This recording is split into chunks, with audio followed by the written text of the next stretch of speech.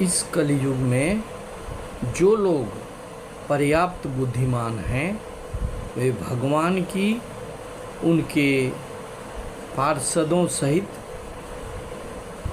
संकीर्तन यज्ञ द्वारा पूजा करते हैं।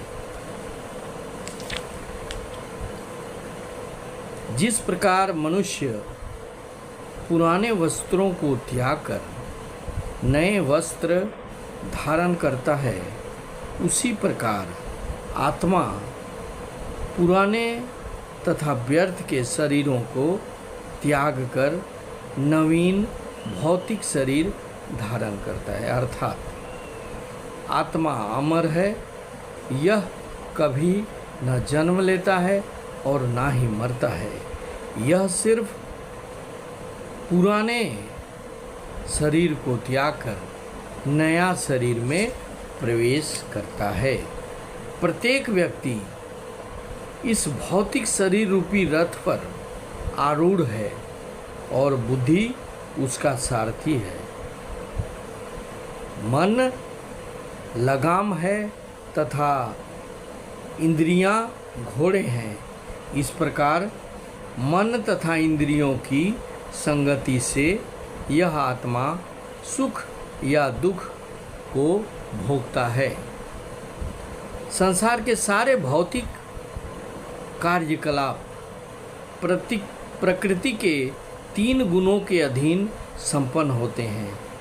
यद्यपि प्रकृति के 3 गुण परमेश्वर से उद्भूत हैं, फिर भी भगवान उनके अधीन नहीं होते। कम बुद्धि वाले व्यक्ति देवताओं से अनुग्रह पाने की आशा करते हैं और ऐसी वस्तुएं प्राप्त करते हैं जो अस्थायी होते हैं और मृत्यु के समय समाप्त हो जाती हैं। वास्तव में ये सारे लाभ भगवान द्वारा ही प्रदान किए जाते हैं। योग में सिद्ध योगी अपने शरीर को त्यागने के स्थान तथा समय की व्यवस्था कर सकते हैं। अन्य मनुष्यों को इस पर कोई वश नहीं होता।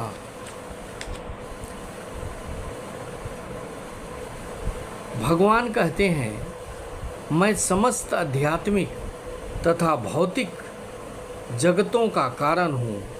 प्रत्येक वस्तु मुझ ही से उद्भूत है। जो बुद्धिमान यह भली भांति जानते हैं, वे मेरी प्रेमा भक्ति में लगते हैं तथा हृदय से पूरी तरह मेरी पूजा में तत्पर होते हैं। भौतिक जगत रूपी वृक्ष आध्यात्मिक जगत रूपी वास्तविक वृक्ष का प्रतिबिंब मात्र है। इस भौतिक जगत रूपी वृक्ष में आसक्त रहने वाले मनुष्य की मुक्ति की कोई संभावना नहीं होती।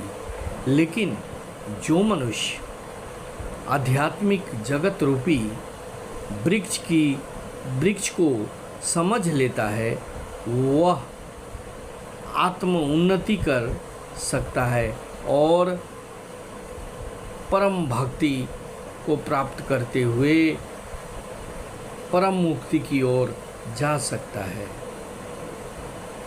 मृत्यु के समय जीव द्वारा विकसित की गई चेतना उसे दूसरे शरीर में ले जाते हैं।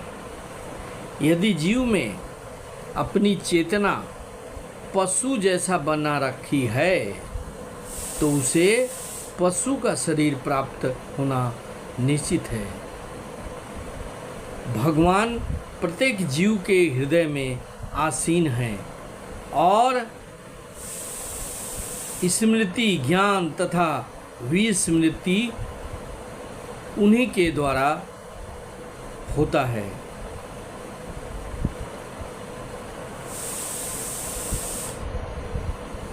जो व्यक्ति भगवान का चिंतन सदा करता है, जो भक्त और भक्ति करता है, भगवान की पूजा करता है, उनकी प्रार्थना करता है, उनको नमस्कार करता है, वह निश्चित रूप से भगवान के पास जा सकता है। जो गंगाजल पीता है वह मुक्ति प्राप्त करता है। अतएव उसके लिए क्या कहा जाए। जो भगवत अमृत का पान करता हो वह मुक्ति से भी ऊपर जा सकता है। भक्ति से युक्त मनुष्य में वे सारे सद्गुण रहते हैं जो सत्पुरुषों या देवताओं में पाए जाते हैं। जबकि जो अभक्त होता है वह अपनी शिक्षा तथा संस्कृति के द्वारा भौतिक योग्यताओं में चाहे कितना ही उन्नत क्यों न हो, इन ईश्वरीय गुणों से विहीन होता है। भगवान पर उसे श्रद्धा, भक्ति और विश्वास नहीं होता। वह भौतिक सुख समृद्धियों पर घिरा रहता है। उसे कुछ दिखाई नहीं देता कि इस भौतिक संसार के अलावा भी कोई संसार है जो हमें निर्देशित करता है, हमारा पालन करता है, हमारा विनाश भी कर सकता है। एक पराशक्ति है जिसको हम परमात्मा कहते हैं, उसके बारे में वो समझ नहीं पाता। लेकिन जो अनपढ़ होते हैं, जो कम बुद्धिमान होते हैं, वो भी अगर भगवान पर भक्ति करते हैं तो भगवान उससे खुश होते हैं, उसकी भक्ति का उन्हें आशीर्वाद देते हैं और वो मरणोपरांत अच्छे योनि में जन्म लेते हैं और उनका इहलोक और परलोक सब कुछ सुधर जाता है। Thank you very much. जय हिंद, वंदे मातरम।